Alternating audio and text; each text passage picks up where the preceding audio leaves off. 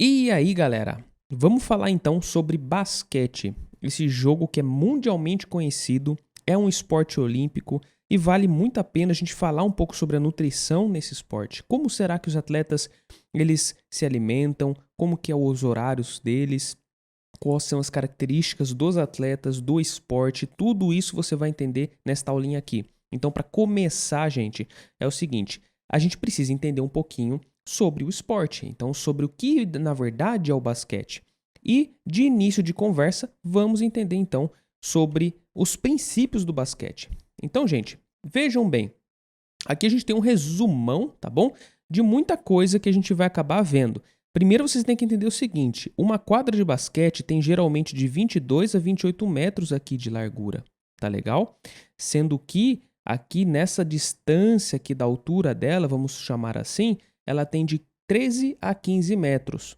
Temos aqui o círculo central, temos aqui algumas demarcações no que diz respeito a garrafão, a lance livre, as cestas de 3 pontos, que depois a gente vai começar a falar, mas existe uma linha que separa aqui a partir desta linha, que são mais ou menos 6 metros de distância. A gente tem uma cesta, né? O jogador marca uma cesta que vale 3 pontos, porque a partir do momento que ele entra aqui dentro, a cesta já vale 2 pontos. A cesta, ela fica a 3 metros, ponto 0,5 de altura, com 45 centímetros de diâmetro.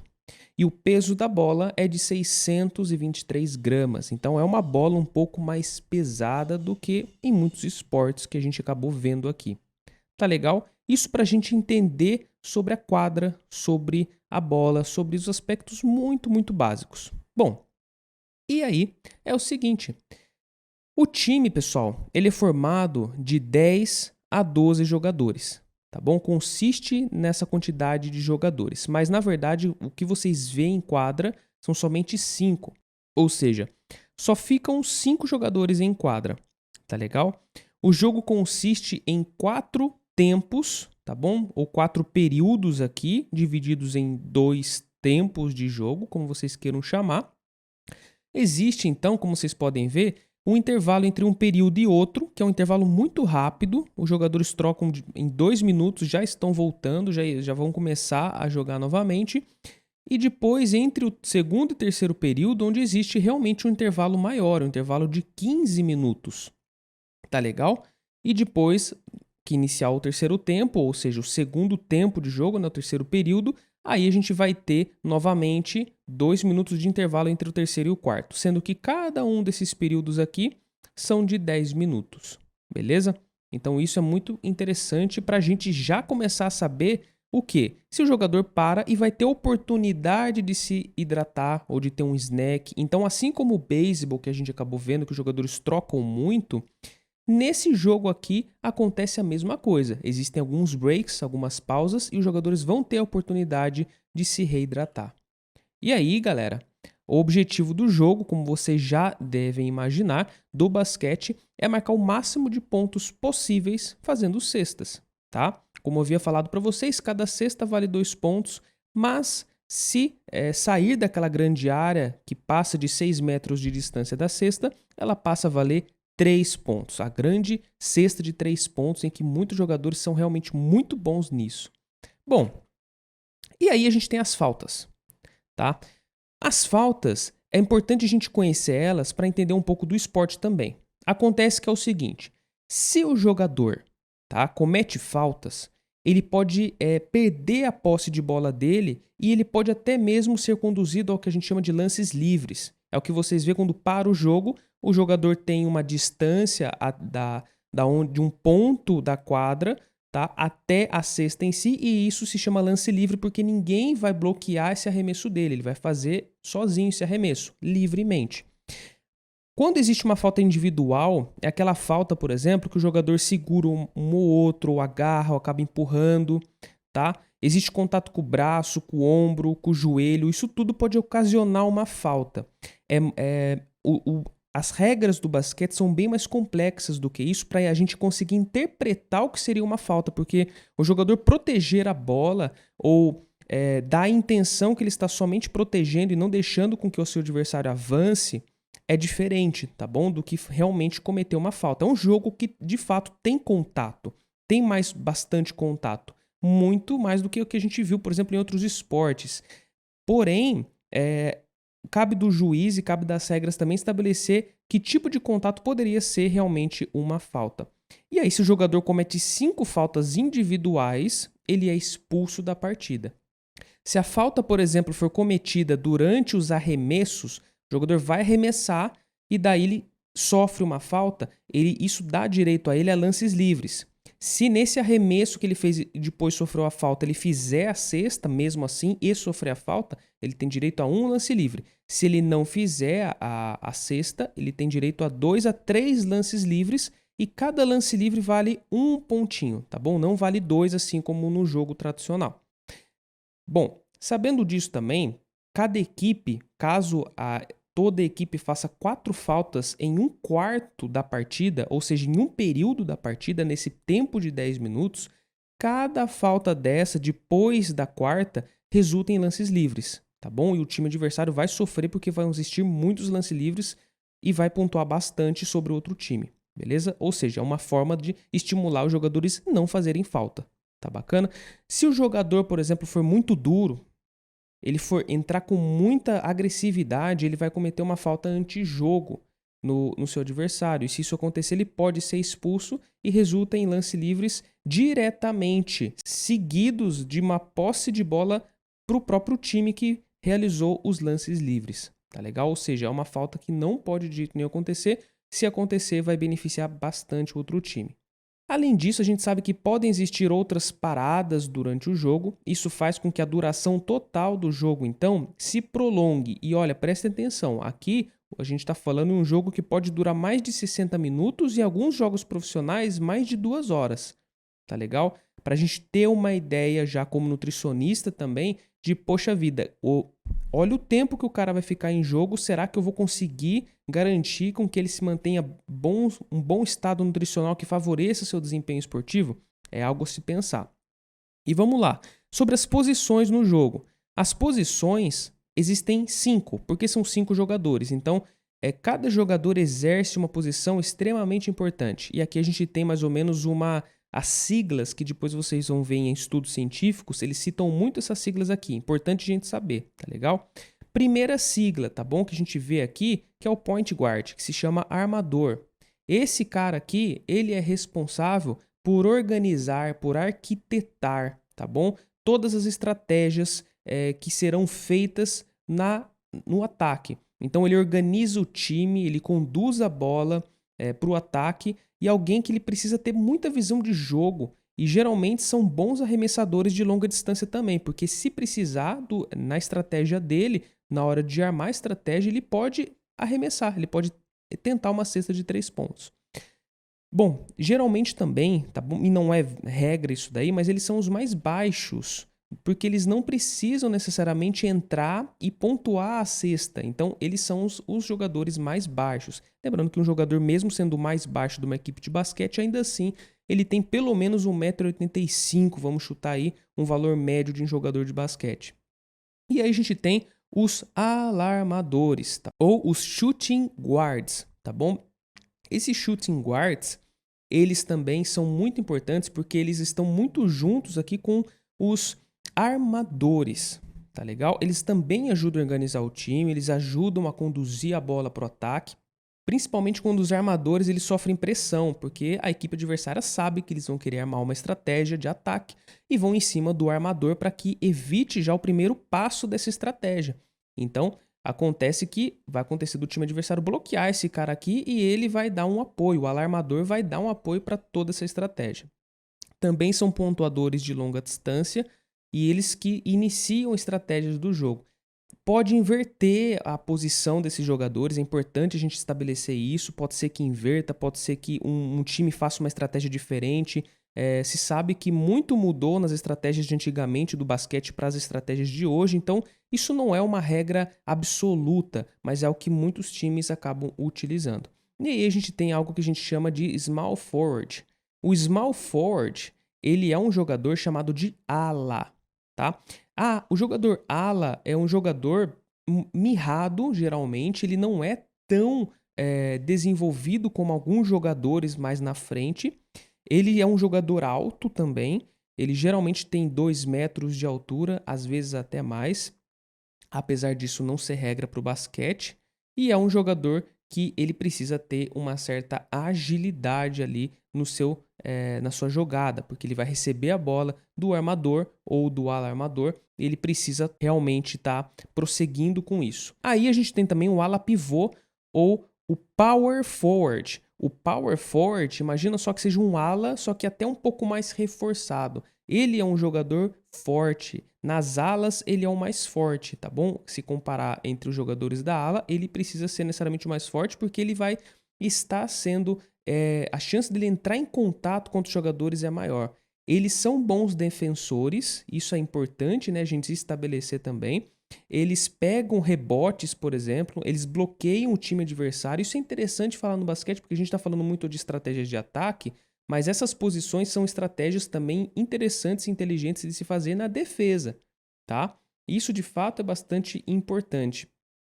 Então é um jogador que ele, ao mesmo tempo, defende muito bem, que é um jogador de ala pivô. Ele bloqueia o time adversário muito bem, tá? E daí a gente tem o pivô center, que é o central, o pivô central. Esse é o jogador geralmente mais alto e geralmente também o mais forte, porque ele está ali na região de combate mesmo, entre a cesta, então ele precisa pegar rebote, ele precisa ajudar a proteger no centro contra arremesso de curta distância, por exemplo, e é um jogador que então a gente observa que a composição corporal deles vai tender a ser diferente, tá? Não sei exatamente se vai ser tão diferente quanto os esportes de muito contato, como por exemplo o futebol americano, mas vai existir uma certa diferença entre eles. A gente vai começar a entender aqui, depois eu vou trazer estudos que detalham bem isso aqui para vocês. Aí vocês vão ver a diferença certinho. Bom, e aí? Vamos falar então sobre as valências físicas. Afinal, no basquete, a gente sabe que precisam se desenvolver várias valências. E entre elas, pessoal, a gente fala que o salto, a explosão, a agilidade, a técnica, esses são pilares fundamentais no basquete. Os jogadores, durante a partida, eles estão a todo tempo defendendo, atacando, fazendo sprints. Então o sistema anaeróbio deles funciona muito, o sistema aeróbio funciona muito. E isso, de fato, faz com que eles performem e tenha uma particularidade no sentido de metabolismo energético muito peculiar nesse esporte.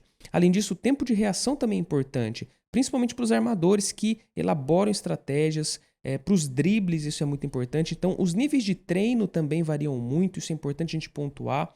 Jogadores profissionais podem treinar mais de 2 vezes por dia, passar por períodos, por exemplo, com agenda cheia, porque além de tudo tem campeonato. A gente precisa entender como que a nutrição vai realmente atuar nesse esporte de forma a melhorar todas essas valências. A gente sabe que uma coisa é certa aqui, começando a falar em nutrição. Uma característica marcante dos jogadores de basquete é a altura deles. O nível atlético deles são jogadores muito altos e, ao mesmo tempo, não são jogadores fracos. Eles têm uma quantidade de massa muscular considerável.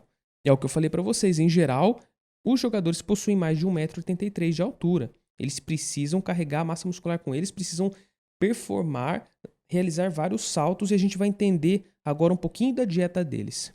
Bom, então falando da dieta dos jogadores de basquete. Pessoal, devido à altura deles, a gente já imagina que as demandas energéticas sejam bem aumentadas.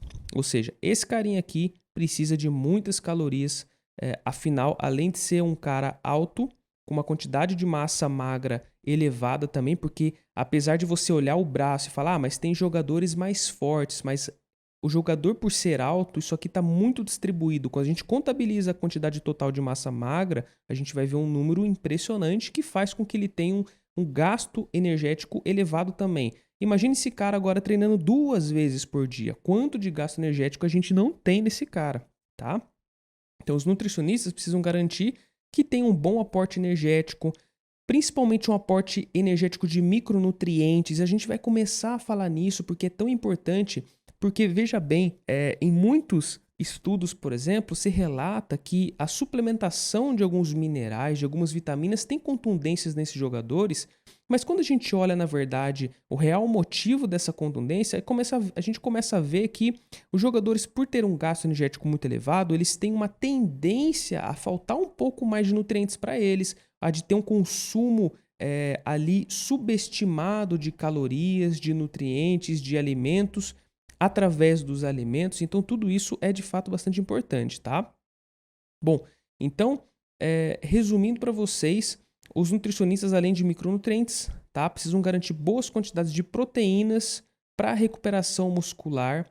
Isso é importante. Depende do treino, depende do período do treino, do objetivo do treino. Então, aqui a gente coloca de novo a individualidade. Não tem como a gente deixar um número-chave secreto para vocês aqui de quanto de proteína utilizar, porque depende muito. Se o jogador está numa fase de recuperação muscular e desenvolvimento, por exemplo, é uma coisa. Se ele está numa fase de competição, é outra. Se ele está numa fase ali de treinos mais conservadores, é outra recomendação. Os carboidratos são igualmente importantes porque eles garantem o desempenho. Se a gente fala em um esporte que utiliza vias aeróbias e anaeróbias ao mesmo tempo, se utiliza creatina fosfato também, creatina quinase, todas essas vias importantes do metabolismo energético, os carboidratos ajudam a manter esse desempenho, essa performance sempre elevada. Isso, de fato, é bastante importante e por isso que é um nutriente-chave aqui para a sustentação do desempenho nesse tipo de esporte, beleza?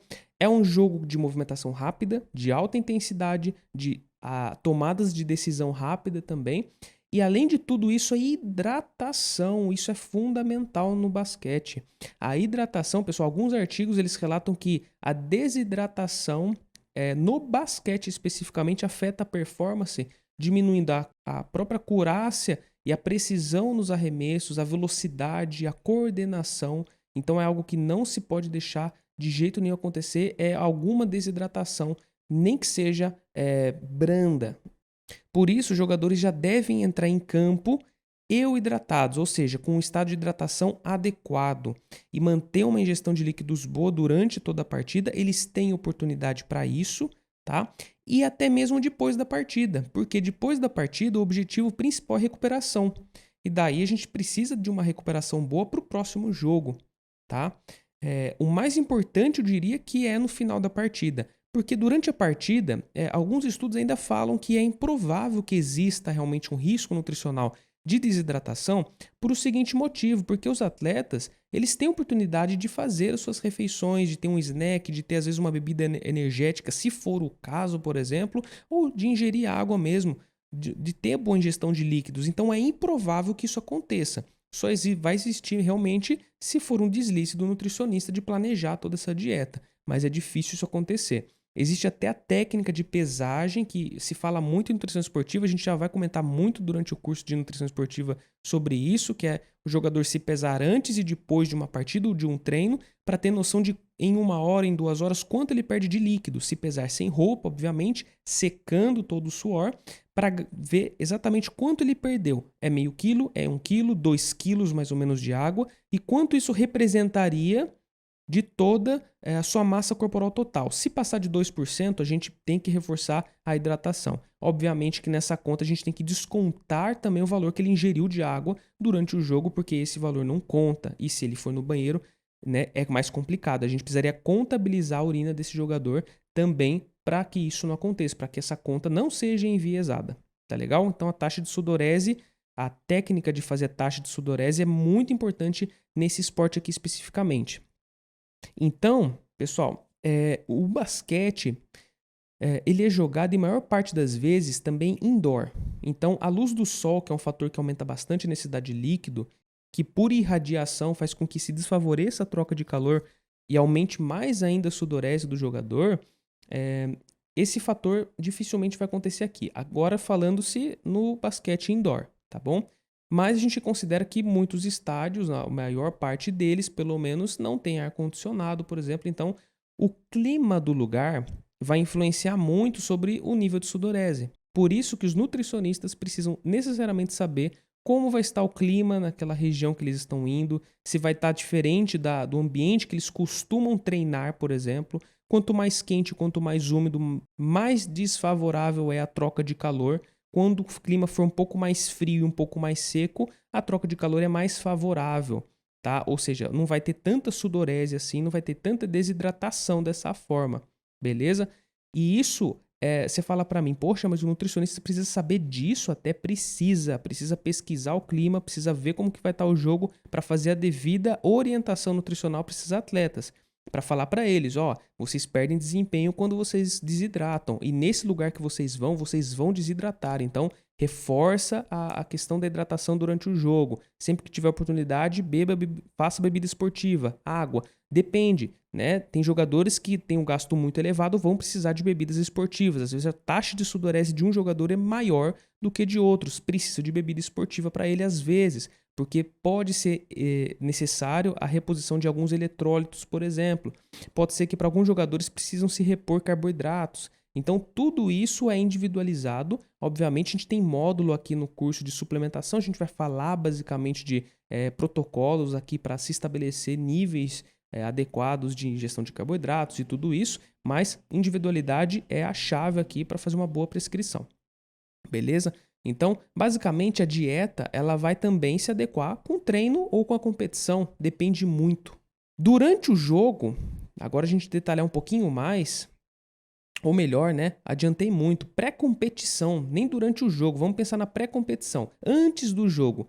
Antes do jogo, o que eu quero para esse jogador?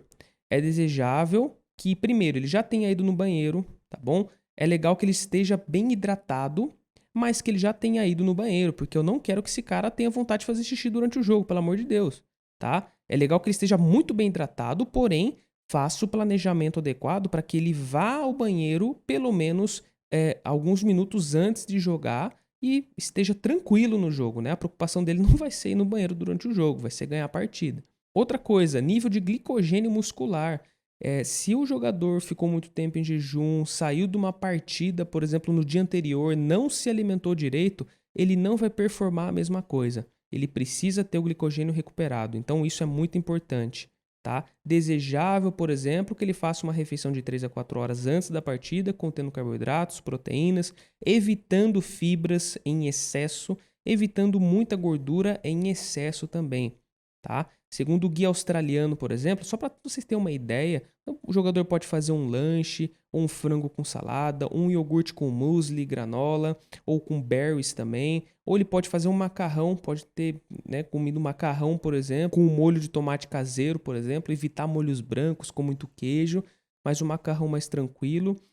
Ou sopa com torrada também é uma opção, ou frango com quinoa, ou frango com arroz. Então, todas essas refeições que normalmente os jogadores costumam fazer mesmo nas suas casas, depende do lugar, não é mesmo?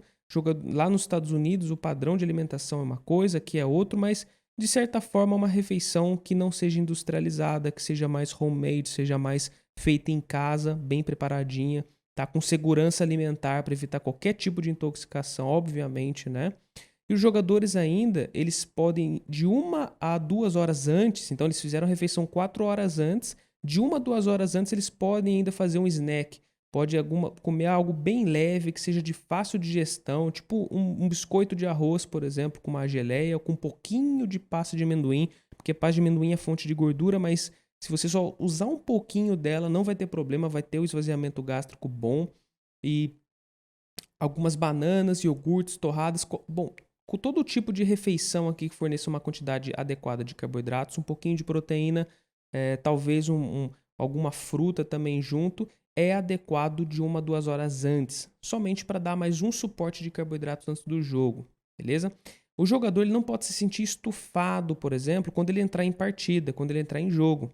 Ele não pode se sentir assim. E muitas vezes essa refeição de 1 hora, 2 horas antes precisa tomar um cuidado especial com ela, porque às vezes a ansiedade da partida, da equipe adversária, ou a pressão que existe, por exemplo, se o jogador for muito, tá representando o próprio país na partida, isso tudo, esse nervosismo, ele faz com que os jogadores se sintam um pouco mais ansiosos e tenham um estresse maior. O estresse ele vai fazer com que se libere um pouco mais de hormônios adrenérgicos, um pouco mais de cortisol também, vai fazer com que se desfavoreça os processos digestivos. Isso faz com que a digestão seja retardada, ou seja, a digestão seja atrasada um pouco, a ponto de que atrapalhe e o jogador tenha um desconforto gástrico durante a partida. Tá legal? Nesse caso, se for necessário fazer essa refeição, a sugestão é faça um shake, por exemplo, um shake de proteína com uma fruta, por exemplo, um smoothie, até gelado, tem uma sensação de conforto um pouco maior, tá? Então, bater com frutas, por exemplo, isso tudo seria uma sugestão, um shake para ele entrar bem ali na partida se ele estiver passando por esse tipo de situação. E geralmente, se for uma partida muito importante, eles vão estar passando por esse tipo de situação. Tá legal? Bom, e aí? Durante o jogo? Durante o jogo, é improvável que exista desidratação, tá? Por que que é improvável? Porque se for feita uma boa estratégia, ele já vai estar bem hidratado, ele já vai ter levado a sua garrafinha ou a sua bebida energética e durante os breaks ele já vai estar se hidratando, tá legal? O basquete, como a gente viu, possui algumas pausas e isso faz com que ele tenha tempo de se reidratar. Beleza? Lembrando que perdas maiores de 2% do peso corporal total afeta o desempenho. Se o jogador, por exemplo, tiver 90 quilos e perder 1,8 kg durante a partida, isso vai afetar o desempenho dele, a performance dele. Beleza? Então, pelo menos ele teria que levar aí 2 litros de água para poder se hidratar durante a partida. Aí você fala, ele vai ter vontade de ir no banheiro, nesse caso, dificilmente, porque ele já vai estar perdendo líquidos, ele vai estar repondo isso. Então, dificilmente ele vai dá essa chance de ter vontade de ir no banheiro, mas precisa monitorar isso também, porque se ele não precisar de muita água, de muito líquido ou de alguns tipos de bebidas e fizer a ingestão exacerbada excessiva, além de pesar no estômago, ele pode ter vontade de fazer xixi no meio da partida. E aqui eu coloco em alguns casos, porque podem existir casos de perdas de eletrólitos maiores. Isso pode até fazer um requerimento de uma bebida esportiva com carboidratos, de eletrólitos, de snacks, e isso pode ser realmente interessante para o jogador nesse momento, beleza? Bom, feito isso então, pessoal, durante o jogo, aí a gente tem algo importante, que é após o jogo. Bom, e aí eu vou trazer um artigo lançado recentemente, até perto dos outros artigos de basquete, que é em 2021. É um artigo muito bacana, tá? Que fala sobre algumas estratégias, uma revisão narrativa sobre recuperação, estratégias em geral de recuperação para jogadores que estão em campeonato. Vocês vão ver como que na prática a gente tem que tomar um cuidado em relação a isso. E ó, vamos lá. Primeiro de tudo, sobre os carboidratos, agora números mais específicos para vocês. Aqui o guia recomenda de 5 a 7 gramas de carboidrato por quilograma do peso aqui do jogador por dia, tá? Então essa quantidade aqui para recuperação de uma partida, pensando em repletar esse cara de glicogênio para que ele consiga performar tão bem quanto naquele dia que ele jogou. Bom, aí o guia fala o seguinte, consumir esse carboidrato aqui junto com as refeições, com proteínas, tá bom? Bem separadinho durante o dia, bem fracionado, para ajudar bastante. Bom, e aí eles colocam aqui que na recuperação desse jogador, no que diz respeito a carboidratos, existem duas condições. Se eles tiverem, por exemplo, mais do que 8 horas entre 2 jogos, então eles poderiam consumir essa recomendação aqui de cima, de 5 a 7 gramas de carboidrato durante um dia, durante 24 horas, beleza? Se for muito rápido e eles tiverem menos do que 8 horas antes do próximo jogo, então a gente faz um protocolo diferente. A gente já usa de 1 a 1,2 gramas de carboidrato a cada hora por 4 horas, com o objetivo de recuperar mais rapidamente aqui o glicogênio muscular. Existe até, se for nesse caso aqui muito próximo à partida, a chance de combinar algumas bebidas esportivas nessa gama de carboidratos, nessas refeições contendo carboidratos, bebidas com glicose e frutose, porque daí a taxa de absorção é aumentada. A gente consegue utilizar, por exemplo, 90 gramas de carboidratos que tranquilamente em 1 hora, que eu sei que vai ser bem absorvido, não vai ter nenhuma intercorrência, ele vai conseguir performar bem. Isso é uma solução de 8%. Então, é uma corrida contra o tempo aqui, precisa ser muito bem planejado para que o jogador consiga realmente se recuperar. Nutricionistas que vão acompanhar os times precisam saber necessariamente esses horários para programar tudo isso aqui. Bom, sobre algo tão importante quanto os carboidratos, os fluidos aqui, tá? Ou seja, os líquidos que serão consumidos, principalmente água. Bom, aqui eles colocam o seguinte: se a perda de peso, tá bom, através do suor, for conhecida, ou seja, se vocês nutricionistas souberem quanto esse cara perdeu de peso exatamente, então vocês admitem de 1 a 1,5 litros de água, de fluido, tá bom? De líquidos, a cada 1 quilo de massa corporal perdida, tá? Bom, por que eu tô falando isso? Porque geralmente essa é a recomendação. Se você perder 1 quilo de massa corporal, você vai ter que recuperar de 100 a 150% desse valor. É exatamente isso. Então você não vai recuperar somente 1 quilo, ou seja, tomar 1 litro de água. Você vai tomar de 1 litro até 1,5 litro. É desejável que se tome a partir de 1 litro, tá legal? Para garantir que realmente seja bem absorvido. E faça o papel de hidratação. Isso aqui, se tiver ainda, que eles colocam, tá? Curto espaço de tempo entre as sessões de treinamento, ou melhor, os jogos aqui. Agora, se o jogador tiver tempo para fazer a reidratação, entre uma sessão e outra, se por exemplo tiver mais do que 24 horas de distância, ou então 24 horas só vai ser no outro dia, então o consumo de líquidos e da própria refeição vai ser ad libitum, que eles colocam aqui, que é à vontade, tá bom? A gente não tem essa preocupação tão grande assim dessa reidratação logo em seguida. A gente estimula que tenha um consumo de água, mas não exatamente nessas quantidades. Eles falam também sobre se existir, por exemplo, entre os bouts, entre as sessões, entre os jogos, um tempo curto de tempo, o jogador pode também consumir alguns snacks, principalmente com sódio, porque o sódio também é muito importante até para a questão da hidratação, para a questão de absorção de carboidratos, a gente precisa de sódio. E isso ajuda de certa forma porque muitos jogadores que vão precisar ingerir grandes quantidades de líquidos aqui, eles precisam também fazer reposição de eletrólitos. Isso de fato é importante. Algumas bebidas fornecem quantidades até que adequadas. Eu falo até porque muitas não fornecem. Mas para esse tipo de esporte ainda é aceitável, tá bom? Mas caso exista necessidade, o nutricionista pode fazer uma formulação e fazer o adicional de sódio aqui. Nesse curso mesmo a gente vai colocar uma receita de um repositor que já tem sódio a 8% de concentração também, os carboidratos. Beleza? Já vai ter o sódio e os carboidratos, principalmente para esportes com mais de 2 horas de duração. Bom, aqui se possível eles colocam também, tá? Os líquidos eles deveriam ser ingeridos em pequenas quantidades fracionadas, ao invés de uma rápida quantidade, né? Beber tudo de uma vez só, beleza?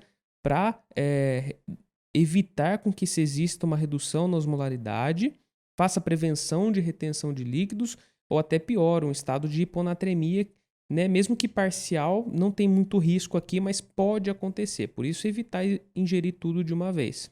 Aqui uma coisa interessantíssima que todo nutricionista precisa saber também é que uma forma fácil ainda de monitorar o estado de hidratação é vendo a cor da urina, tá? A sensação de sede, obviamente, e as cores da urina também durante o dia, porque quanto mais transparente, é mais próximo do nível de hidratação adequado que a gente está, beleza? Sobre proteínas. Proteínas, pessoal, de 1,2 a 2,0 gramas por quilograma de peso por dia, como tentativa de recuperar e otimizar as taxas de síntese proteica, até pela questão do treino. Então, os jogadores, você pode ver que geralmente eles fazem alguns treinamentos que são realmente muito importantes e que têm o objetivo de ganhar massa muscular, de desenvolvimento, e aí a gente começa a trabalhar mais próximo de 2 gramas por quilograma de peso por dia.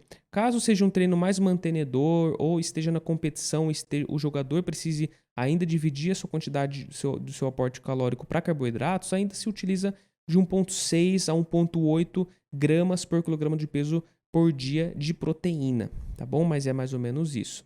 A proteína recomendada por jogo aqui, tá? Seria mais ou menos 0,31 gramas por quilograma do peso, para ser consumida a cada 4 a 5 horas durante todo um dia. Ou seja, o que ele quer dizer aqui é, na verdade, que essa quantidade total de proteínas no dia precisa ser fracionada. E isso, de fato, é muito importante, porque a gente sabe que hoje, quando a gente fala em síntese proteica e recuperação muscular, a quantidade total de proteína é de fato importante. Só que ainda tão importante quanto isso é fracionar essa proteína. Porque proteína a mais durante uma única refeição só vai ser oxidada.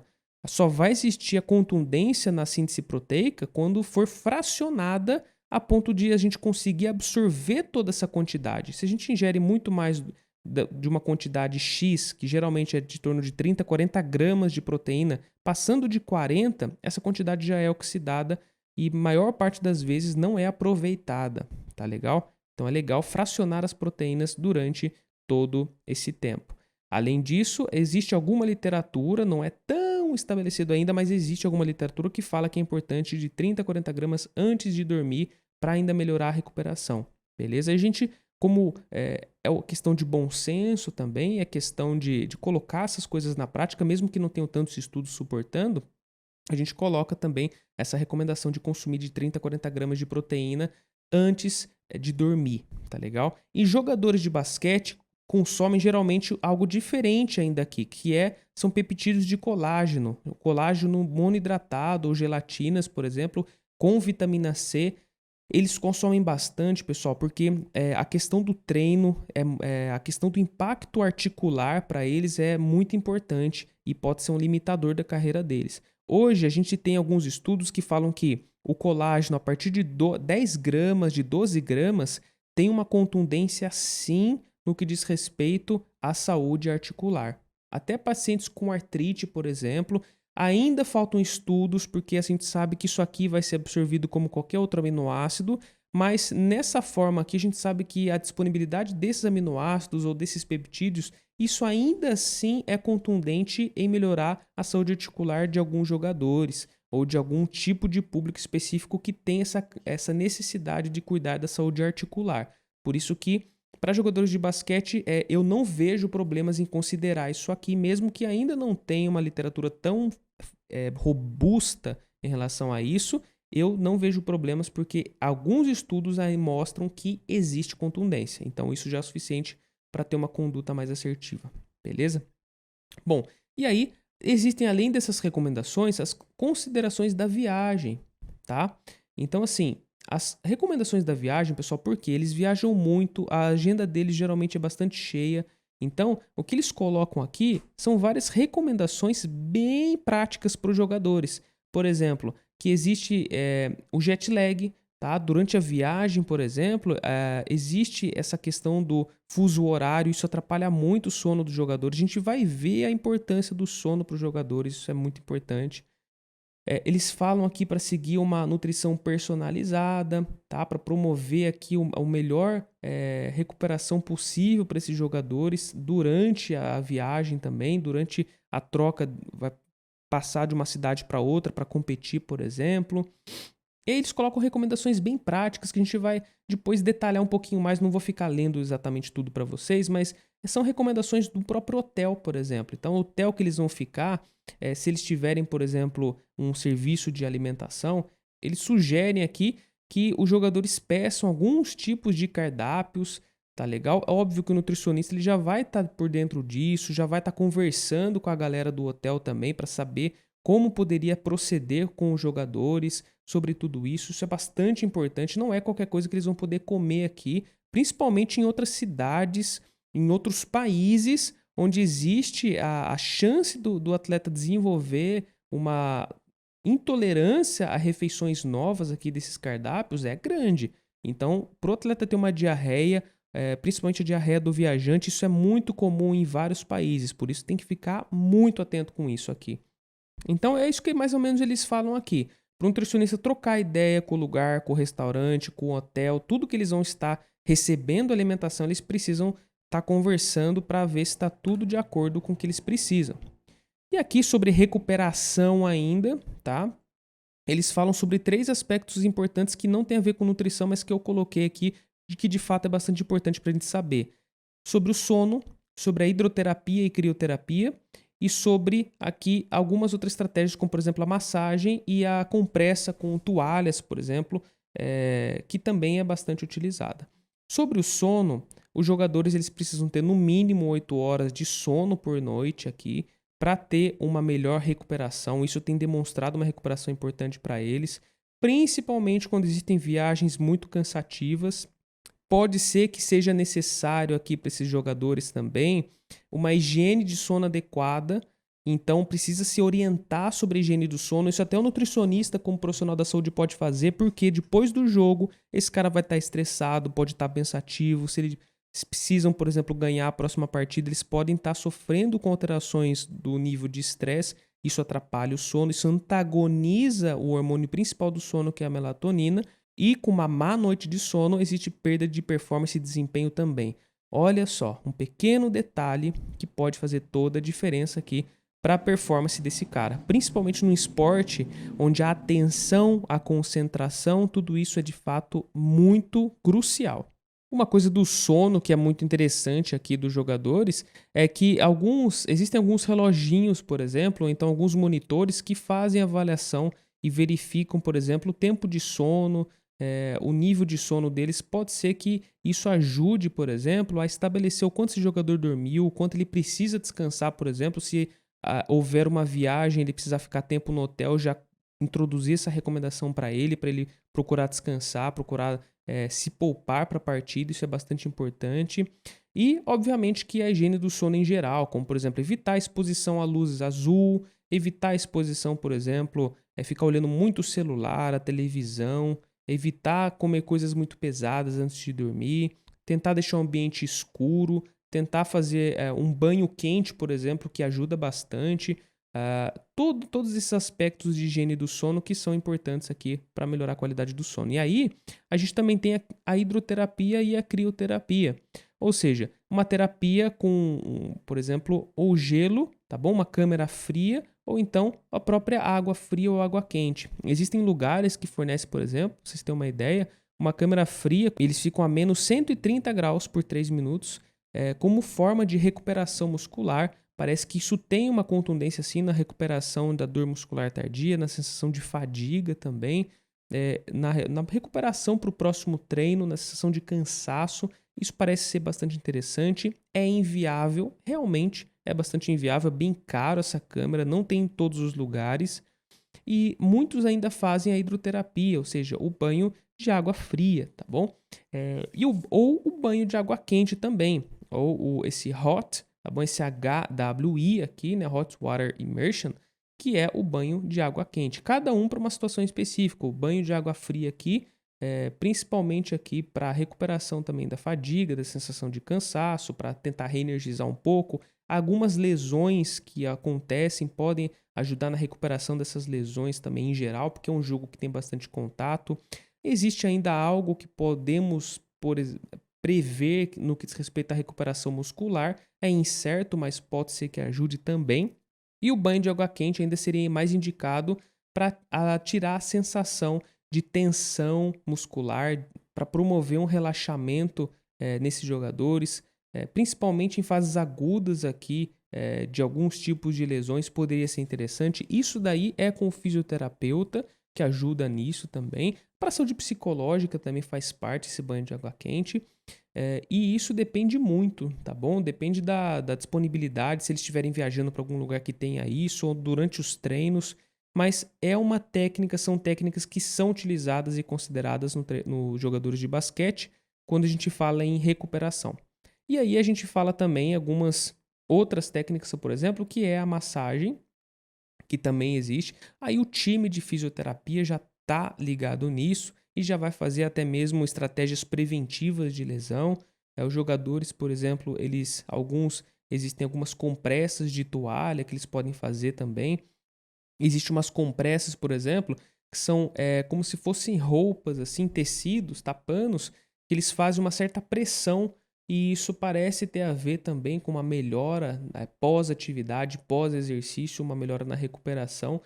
Eles colocam até a recomendação de uma mínima quantidade de pressão exercida, que seria de 14 milímetros de mercúrio. E com isso, pessoal, algumas estratégias aqui que são consideradas, que são utilizadas, que a gente não vai dar tanta atenção aqui, mas que a gente vale a pena comentar durante o nosso curso, obviamente. E aí eu coloquei para vocês mais ou menos a agenda dos jogadores. Então, a agenda deles, como seria em 5 dias eles competindo fora. Então, olha só que interessante. Eu vou aproximar a imagem, né, para vocês. E vamos supor, ó, o dia começa aqui. Eles vão tomar café da manhã, vai ter uma reunião com o time aqui, eles vão descansar um pouquinho no hotel, vai ter um tratamento ali também. Depois eles vão já para a arena, tá? Onde eles vão realmente ali jogar, vão para a quadra, vão para o ginásio, tá? Depois eles vão acabar fazendo o almoço nesse ginásio, né? Ou uma refeição nesse ginásio também. Vai ter mais reuniões, vai ter o aquecimento aqui, que é bastante importante, até chegar realmente a hora do jogo.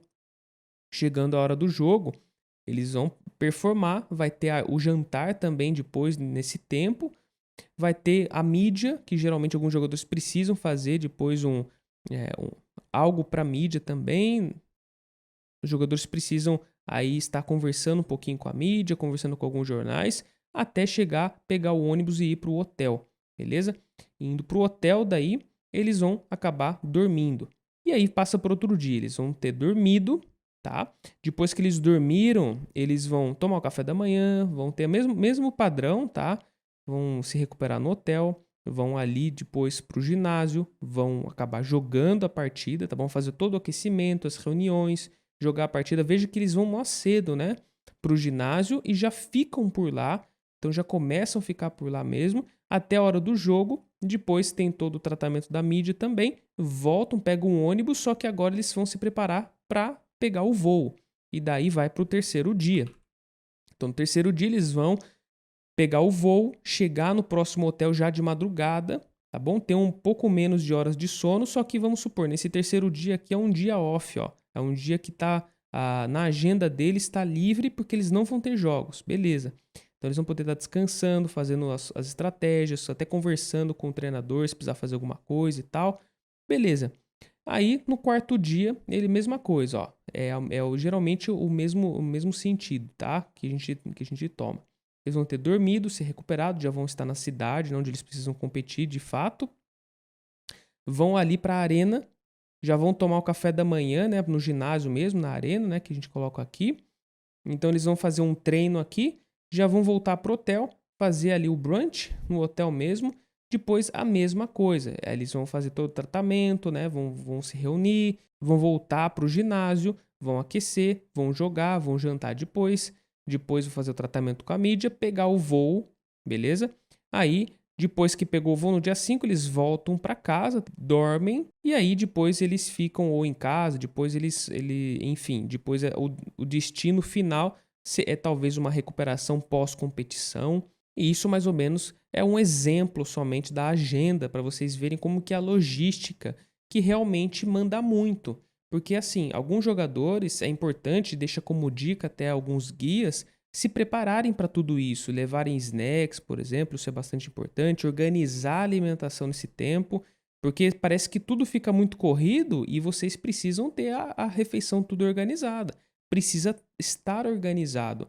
Isso, de fato, é bastante importante. Eu garanto que muitos atletas eles se alimentam mal, ainda não por deixar de se alimentar ou por não conseguir se hidratar, mas por falta de não por falta de capricho, mas por falta de organização. E alguns atletas jovens, por exemplo, a gente ainda lembra que eles estão em fase de crescimento. Então, se for um atleta jovem, a nutrição é fundamental, precisa ser reforçada. Pode ser que alguns jovens precisem, por exemplo, preparar as refeições, algumas refeições, eles precisam desenvolver algumas habilidades aqui para eles estarem fazendo por conta própria, tá? Então, até nisso a gente precisa estar de olho, principalmente se for um público muito jovem, que a gente precisa realmente ficar olhando isso neles. Bom, e aí eu coloco para vocês aqui um artigo muito bacana que fala sobre as metas de composição corporal. Essas metas aqui, elas são bem legais porque eu vou mostrar para vocês mais ou menos a composição corporal. Isso é um estudo feito lá com 210 jogadores da National Collegiate Athletic Association. Isso envolveu jogadores da Universidade do Kansas, do Texas, da Nebraska e da cidade de Minnesota também, da universidade de lá. E mais ou menos a gente tem uma ideia de como que é a composição corporal desses caras. Então, olha que bacana. Primeira imagem que eu vejo para vocês, coloco para vocês aqui. Lembram das posições que a gente falou? Estão aqui, ó, as posições, cada uma delas, desde o central até desde o armador até o central. Então, o que a gente observa depois vocês vão ver com muita calma isso aqui, tá? Mas a gente tem aqui em homens e em mulheres também a quantidade total, por exemplo, de massa livre de gordura, que a gente vê que varia, olha só como varia a quantidade de total de massa magra, de 68,8 quilos, e geralmente o jogador mais baixo, tá? Olha só, 1,86 a média do jogador aqui, que é o armador. Agora, olha o central, 2,6 metros. Diferente, né? Agora, olha a quantidade total de massa magra. 68,8 quilos aqui do armador. Olha só a massa do central, 89,9. Então, é diferente. Realmente, existe... As necessidades nutricionais são bem diferentes de um ponto, de uma posição para outra. Quando a gente fala nas mulheres, também existe diferença. Elas têm um peso inferior aqui em massa magra, mas é diferente quando a gente compara um armador, por exemplo, para um central. E é legal que é uma escadinha, né? Desde o armador, isso vai progredindo até chegar no central. Aí a gente também tem a quantidade total de gordura corporal. E quando a gente fala em gordura corporal, isso varia também bastante. A gente observa aqui que é a mesma quantidade, mais ou menos, né? Até os centrais possuem um pouco mais de gordura corporal quando a gente compara, por exemplo, com os armadores, mas os centrais também possuem bastante massa livre de gordura, massa magra. Agora olha o peso. O peso desses caras aqui, ó, de 85 quilos do armador, tá? Até o central, esses dois que eu tô comparando mais, porque são os mais diferentes, né? 115 quilos. Então, olha como existe diferença aqui. Isso é uma média, tá? Existe um desvio padrão dessa média, mas para vocês terem uma ideia, mais ou menos. E aí a gente tem outros dados aqui, por exemplo, como gordura visceral, como, por exemplo, o IMC, mas o percentual de gordura corporal, que isso também é bastante importante, a gente começa a ver que a gordura corporal entre os jogadores que estão depois do armador é um pouco menor e o do central é um pouco maior. Tá? Isso é uma coisa que a gente começou a observar também. Para que eu vou utilizar esses dados? Eu, por exemplo, profissional de saúde, nutricionista. Porque quando você for cuidar de um time de basquete, imagina só, a gente tem uma média aqui de jogadores de várias universidades. Então isso é legal porque se você está trabalhando com alguém amador que está começando agora, você tem pelo menos um parâmetro a entender sobre as metas desse cara. Se ele precisa de um pouco mais de massa magra em relação aos outros, ou precisa de um pouco mais de menos, por exemplo, de gordura em relação aos outros. Isso é para ter uma ideia, beleza? Da onde vocês precisam planejar a alimentação, a nutrição, até atingir uma composição corporal que chegue próximo. Não precisa ser necessariamente assim, mas é necessário a gente entender que cada posição é uma composição corporal diferente. E ela vai tender a ter um pouco mais ou um pouco menos de massa muscular, ou um pouco mais ou um pouco menos de gordura corporal também. Assim como no beisebol que a gente acabou vendo igualmente. Bom, aí, olha que estudo, né, muito bacana mesmo. Eles detalham até a quantidade de massa muscular e de massa livre de gordura nas regiões específicas aqui do corpo da pessoa. Então, no braço, nas pernas, a gente vê aqui essas diferenças. Eu não vou detalhar tudo para vocês, vocês olhem com calma, depois acessem o estudo também, que de fato é bastante interessante. E é uma tabela que vocês não precisam decorar isso daqui, obviamente, mas se vocês estiverem trabalhando com um jogador de basquete, é legal sempre estar consultando. Consulte, veja a posição, compare o seu paciente, por exemplo, o seu jogador, ou o time, né? Compare o time que você está acompanhando com alguns dados que a gente vê na literatura científica.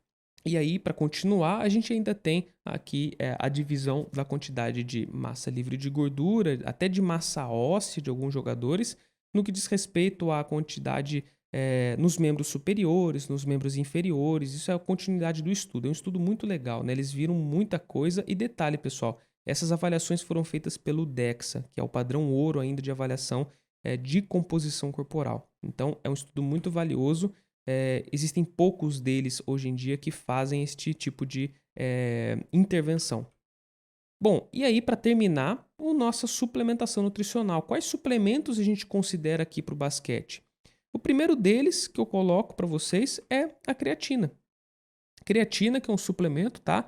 que eu já adianto para vocês que muitos estudos ainda eles falham, por exemplo, em mostrar que a creatina realmente faça uma diferença tão grande, tão expressiva em algumas valências que fazem parte do próprio esporte, como por exemplo os saltos, né? A gente não vê que existe tantas diferenças assim significativas no que diz respeito aos saltos, em comparação ao grupo placebo, por exemplo, mas a creatina pode melhorar bastante no que diz respeito ao desenvolvimento desse atleta. Se ele precisa de um pouco mais de massa livre de gordura, a creatina vai ajudar no volume de treino dele e vai ajudar ele a alcançar esses objetivos. Além disso, a performance durante a partida utiliza-se sim muitas explosões, muitos tiros ali de poucos segundos que a creatina é muito presente como um sistema bioenergético. Então, pode ser que seja interessante sim a suplementação de creatina.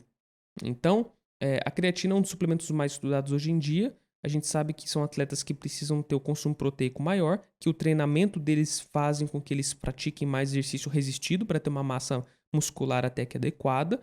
Portanto, a creatina vai ser sempre bem-vinda aqui, tá? Numa dose de manutenção, vai ser sempre bem-vinda. A cafeína é algo ainda que a gente precisa de alguns estudos, tá? A gente viu que alguns estudos falam que 3 miligramas por quilograma do peso, antes do exercício, tem alguma melhora significante em algumas coisas e em outras coisas nem tanto. Tá? Então, por exemplo, ela reduz a percepção de esforço em alguns testes, ela até melhora a velocidade do jogador em campo, por exemplo, ou então em algum aspecto diferente, mas não a velocidade do drible. Então, tem outro estudo que mostra, por exemplo, que houve maior diferença quando a cafeína foi utilizada pela manhã. Tá? Um estudo que acho que está sem título aqui, por conta de ser muito extenso aqui para estar copiando para vocês, mas ele mostrou que pela manhã houve muita diferença em comparação a quando suplementou, por exemplo, de noite, mostrando que quando o atleta está mais cansado e tem ali um inibidor de receptor de adenosina, que é a cafeína, que tende a ter uma sensação de alerta um pouco maior, em jogos, por exemplo, pela manhã, isso pode ser muito relevante, beleza? Eu garanto que muitos jogadores façam utilização até por isso. E não tem como a gente afirmar hoje o quanto realmente ela vai impactar significativamente na performance dentro do campo, dentro da quadra. Pode ser que seja útil, mas ainda é incerto, tá legal? Agora, utilizar cafeína como sentido de melhorar a sensação de alerta, melhorar o drive neural, tá? Isso não tem problema. Só tem que tomar cuidado porque, falando-se Olimpíadas, tá? Em doping, por exemplo, tem uma dose de cafeína que pode acusar doping. E a gente tem que tomar um certo cuidado. Tem que utilizar doses bem brandas, bem leves, até porque é um suplemento que precisa ser feito dessa forma. Bom, vitaminas e minerais também a gente vê. Alguns nutrientes ainda, por exemplo, como os nitratos presentes no suco, a gente começa a ver também. Ainda é incerto, tá? Por exemplo, esse estudo aqui com suco de beterraba, eles não viram tantas melhoras assim no que diz respeito a algumas valências físicas dos atletas, mas o que a gente pode notar é o seguinte: em muitos atletas, por eles precisarem ter uma demanda energética elevada e não consumirem tanto macronutrientes e micronutrientes que eles precisariam consumir, pode existir deficiências subclínicas nesses atletas de algumas vitaminas e minerais. E quando se suplementa, por exemplo, nesse estudo aqui, se suplementou magnésio, nesse estudo aqui, vitamina D. E viu-se que alguns atletas ainda tinham deficiências de vitamina D, principalmente, ou de vitamina ou de alguns minerais, e isso de fato tem a ver com a alimentação. Então, utilizar, por exemplo, alguns multivitamínicos minerais em momentos estratégicos, eu não vejo problemas como forma de complementar a alimentação desses atletas. Eu acho que eu coloquei aqui o magnésio, alguns estudos que a gente achou, só que isso de forma geral, respeitando aqui o Colégio Americano de Medicina do Esporte, que já fala isso, que as vitaminas e minerais para o esporte em si, elas são muito bem-vindas, principalmente quando existe essa chance de deficiência. E aqui a gente observa isso. Por isso que, obviamente, a avaliação da dieta, inquérito alimentar, para realmente identificar se falta ferro, se falta algum nutriente específico, tentar introduzir isso na forma de alimentos, mas utilizar de forma segura um suplemento, um multivitamínico mineral, por exemplo, que garanta as RDAs, as quantidades mínimas ali diárias a serem atingidas. Beleza, gente? Então isso de fato é bastante importante, tá bom? Então a vitamina e mineral eu deixo aqui em aberto porque assim, ela não vai ser um milagre, não existe doses que a gente coloque de vitaminas ou de minerais que vão dar ganhos extras, mas quando existe uma deficiência, quando existe a falta desses nutrientes, aí sim vai ser algo que a gente precisa estar pensando. Sobre alguns aminoácidos e proteínas também, a gente vê que alguns estudos falam sobre proteínas, sobre o whey protein ou sobre a leucina.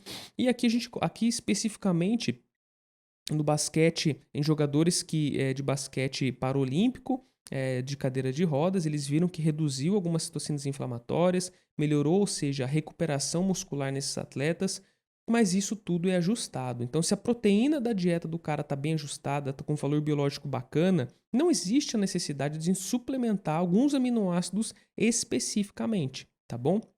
Aqui eles viram melhora, por exemplo, em sintomas de fadiga, viram melhoras também na oxigenação cerebral e depois de um exercício, e isso com uma oferta de proteínas. Então, o que eu deixo para vocês é os suplementos de proteínas, principalmente o whey protein, ou suplementos com proteínas de alto valor biológico, podem ser bem-vindos sim para atletas de basquete, porque eles precisam ter uma ingestão aumentada, que a gente já viu, e essa ingestão precisa ser fracionada durante um dia. Então, pode ser que seja uma facilidade eles, em vez de estarem comendo, né, alguns alimentos em determinados horários que são até não ajudam, né, na questão da logística, eles estarem consumindo, levam um suplemento para tomar, fica mais fácil de estar consumindo nesses horários. Então, é algo que eu deixo aberto também para vocês. Aminoácidos é totalmente necessário só por causa desse estudo? Não, na verdade a gente sabe que em vários outros estudos que os aminoácidos sozinhos, quando já existe uma boa oferta proteica, não são tão válidos assim. Tá legal? Bom, aí a gente também tem os tampões. É incerto ainda, tá?